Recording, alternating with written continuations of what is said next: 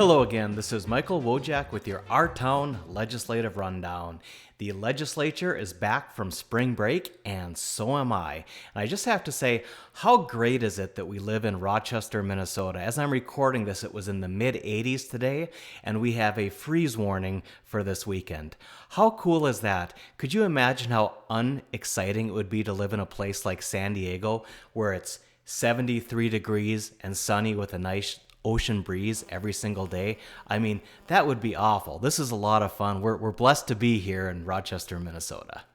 So what does all this talk of weather have to do with the state legislature? Well, I'm so glad that you asked. Actually, a lot. Both the House and the Senate in their energy and climate bills are looking at various kinds of incentives to get new technologies more into place in here in Minnesota. And one of those that I think is the absolute coolest is heat pumps. They're almost like magic. If your house is cold, without the use of fossil fuels, they can take warmth from even cold air outside and heat your home.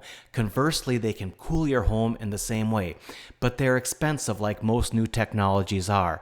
Now, under federal legislation, there's going to be some rebates available for these. The state House proposal would add rebates of up to $4,000 to also bring down the cost.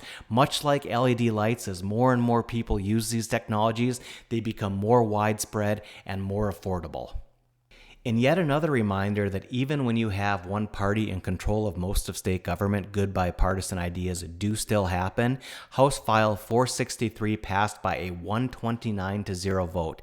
This helps fund a wildly popular low-interest farm loan program with $50 million in bond receipts. One item that I was not aware of is that the authorization to use lottery proceeds to benefit the environment in Minnesota is actually expiring shortly and will require a constitutional vote to continue that.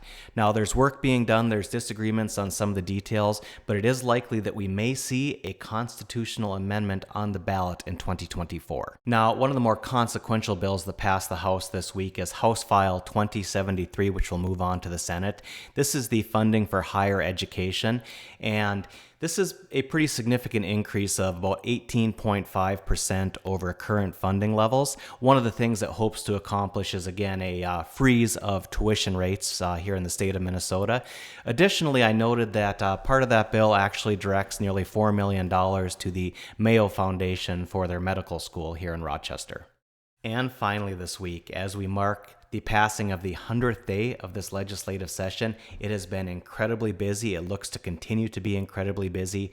As I speak right now, the House has taken up House File 3, which is for the People Act, and look for us to have some more coverage of that next week.